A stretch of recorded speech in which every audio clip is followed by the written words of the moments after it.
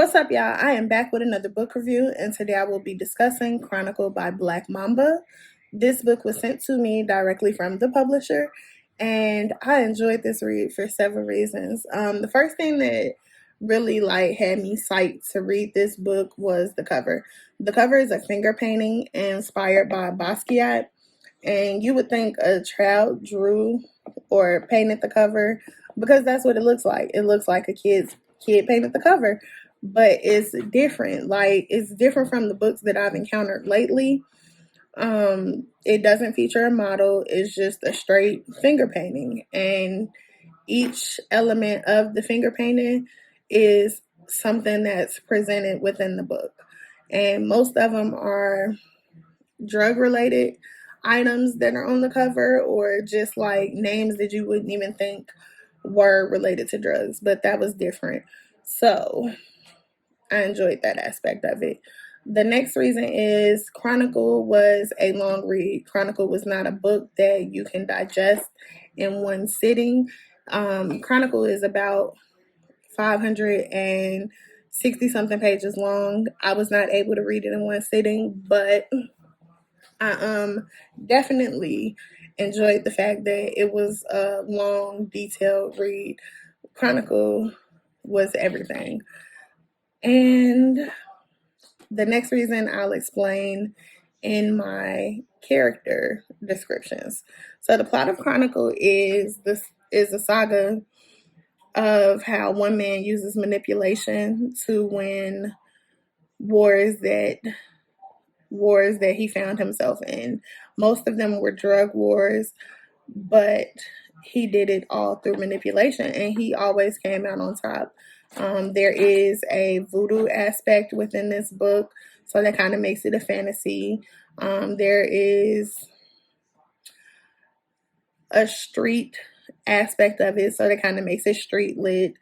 Chronicle overall is a psychological thriller, which was fun for me because I haven't found a psychological thriller that I thoroughly enjoyed like I did Chronicle.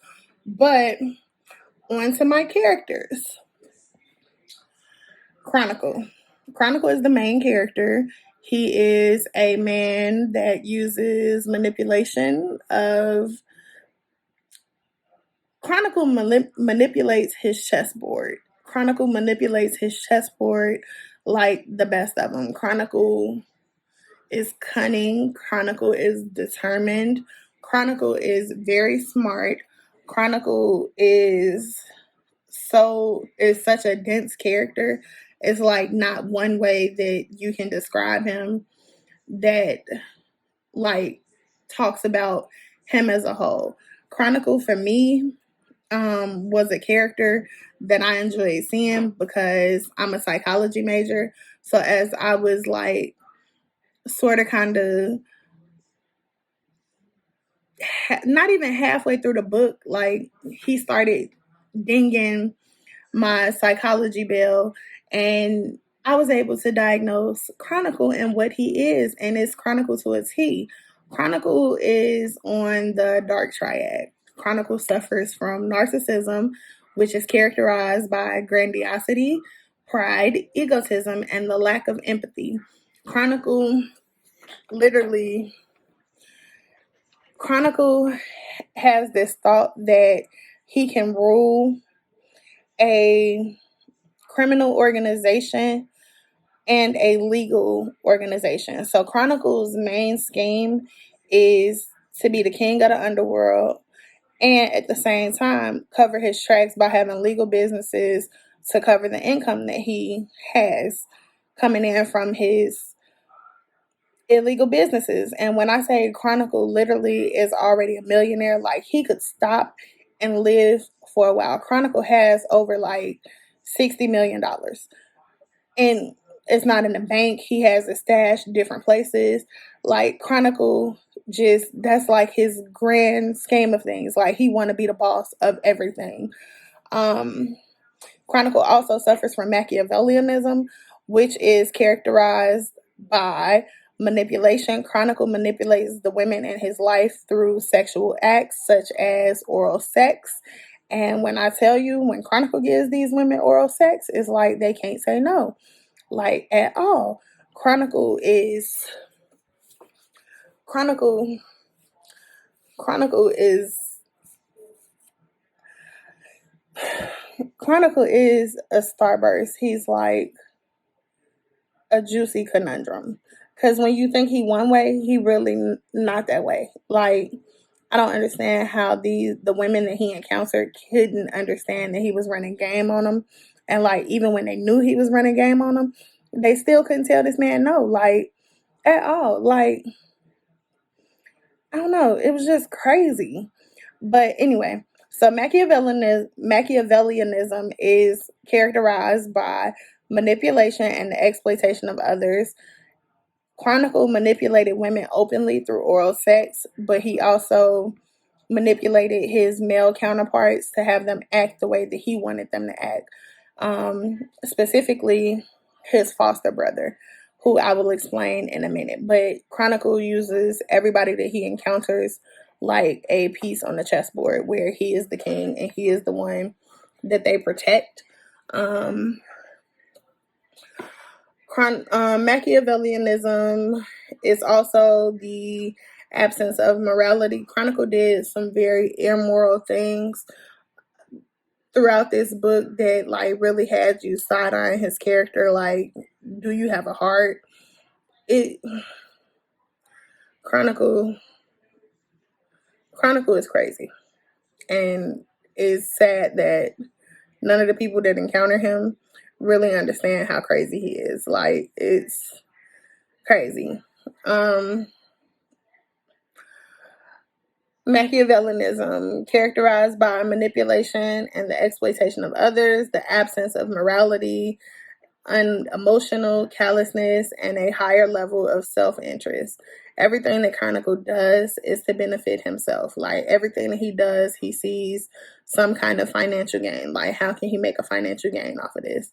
Psychopathy is characterized by the continuous antisocial behavior, impulsivity, selfishness, callous and unemotional traits, and remorselessness.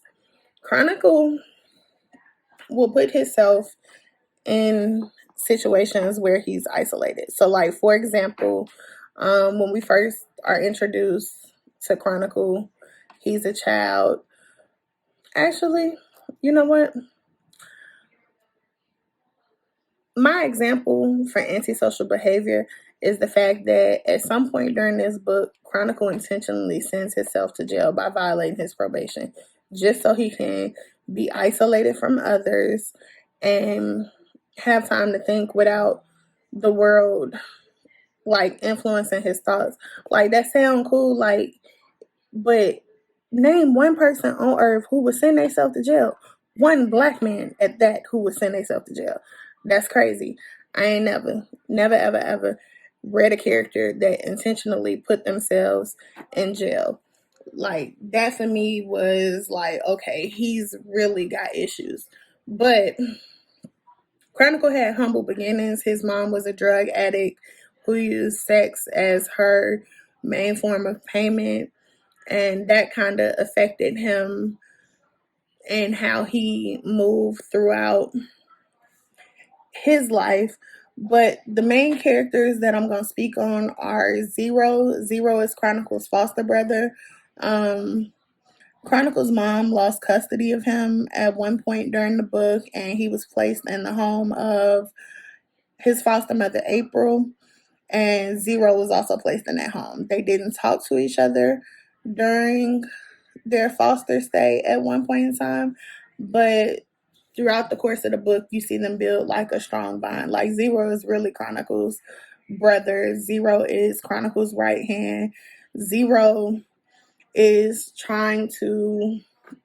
Zero tried a lot throughout the book to act how Chronicle would want him to act and just making decisions for their criminal enterprise. Like, you see Zero more than you see Chronicle in some situations. And then at one point in time, like, Chronicle is a master manipulator. He manipulated Zero without Zero even knowing. And I don't even think is present or like easily figured out by the readers that he's manipulating even his male counterparts, which he prides himself on not doing. He just feels he's giving them his plan and they could get with it or not. But he really manipulated all of them. The next character I want to talk about is Rock Rock. Rock Rock is Chronicle's cousin. And you would think that Rock Rock would be Chronicle's right hand man, but no, Rock Rock is Chronicle's muscle. Like Rock Rock is vicious, and he just Rock Rock. I don't know. Rock Rock is Rock Rock. But the next person I am going to talk about is Kitty. Kitty is Chronicle's first girlfriend and first baby mother. Kitty suffers from narcissism. She is very narcissistic. She thinks that she can run stuff better than men. She has a group of 5 females. They call themselves La Femme Fatale, and she's the head boss. They rob, known drug dealers. They kill people. And throughout the course of the book, you see Chronicle kind of manipulate the pieces to La Femme Fatale to fit his needs. Chronicle, the next person is Paula. Paula is Kitty's best friend, who is also a member of La Femme Fatale. And Chronicle uses Paula to control La Femme Fatale. Like the entire time, at the beginning of the book, the entire time before him and Kitty reconnect after they broke up, it's Paula that is doing Chronicle's bidding. Like if he wanted somebody dead, Paula would take it to the group and they would act on it. And it would be Chronicle that paid them. Like, I didn't like Paula's character, only because like when her and Chronicle started their relationship, she knew how Kitty felt about him. She knew who Chronicle was to Kitty, and she still proceeded to have a relationship with him and fall in love with him. And another thing that I didn't like about Kitty was like, how can you be jealous of a baby? Like, that's a baby. Like, Chronicle and Kitty's kid had nothing to do with your relationship with Kitty or Chronicle. Like, how you feel about the parents does not need to go over onto the kid. And it was like at one point in time where I was like, I hope this bitch die. And this book was, and that point was when she spit on the newborn baby. Like, you gotta be like just the most disgusting character in the world to do that to a baby. But in reality, like, it's really people out there in real life who does that and will feel like that toward a kid that doesn't come from them. And like, she pretty much, in my mind, the evil stepmother. The next character I want to talk about is Sharon. Sharon's character name is Sharon Slaughter. Like, when I say that this bitch literally embodies her name, she slaughters, and she does it in like the most grotesque ways possible. Like, she takes people's scalps off and keep them for trophies. She has a contraption that has razors on it, and she inserts it to her vagina, and when she has an orgasm, she skins the penises of men. Like, that bitch is crazy, clearly. The next person I want to talk about, BB. BB is a voodoo witch kind of situation, but her and Chronicle end up having a relationship together. And I think that out of all the women that Chronicle encountered throughout this story, Kitty and BB were the 2 that he loved the most, and he loved the most natural. Like, out of all of them, like BB really, in my opinion, is the one that Chronicle loved the most. The next person is Catalina. Catalina was stupid to me. Like, Catalina was just very much dumb. Catalina is the embodiment of why men don't eat red foods that women cook during their menstrual cycle. Catalina is that. She was literally feeding Chronicle her period blood in spaghetti and red sauce and whatever she could cook that was red so that he could fall deeper in love with her. And if it wasn't for BB, Chronicle wouldn't have known what was happening to him. It didn't really concern him that he can only eat her cooking, and that is because this bitch had a voodoo root on him and he ain't even know it. Like Catalina, Cat is the downfall to his whole organization. Like, she is his baby mother. She is like baby mama number 4. One of his baby mamas he don't even know is a baby mama yet. But Catalina is baby mama 4, and she's pregnant. He got her a house out of the state, out of the eyes of the public, and it just so happened that the FBI have a tap on her house, and this bitch is bumping her guns about Chronicles' entire business. Like, it's crazy. Like, she is literally his downfall. She is literally going to be his downfall. And I'm okay with that. Then next is Chronicles' wife, Tinka. He met her in Jamaica. She's already a millionaire, billionaire, whatever. He's using her to cover his illegal doings by infusing his money with hers. And she is very possessive. She is, I don't know, she got issues too, but that's neither here nor there. I ain't really figured them out yet. That's why it's here nor there, because I really don't know what her issue is. I just know that she's not one of my favorite characters. I don't know who I want to talk about next, but Chronicle will meet women in situations, and he thinks those situations work out in his favor. So, for example, there's this character named Emma. Emma worked at a hotel as a maid. Chronicle meets Emma, and he has conversations with Emma, and they have real conversations, and he ends up, having sex with her and manipulating her into using her hotel discount so he can move around from hotel to hotel for cheap.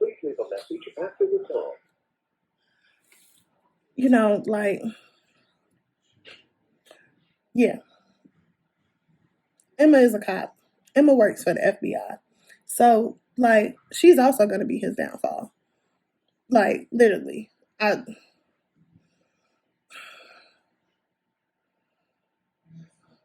never trust a big butt and a smile. And she ain't even got none of that.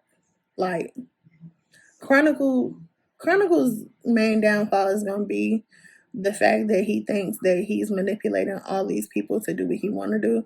But in his manipulation, he's not realizing that they're manipulating him too. But on to my messages.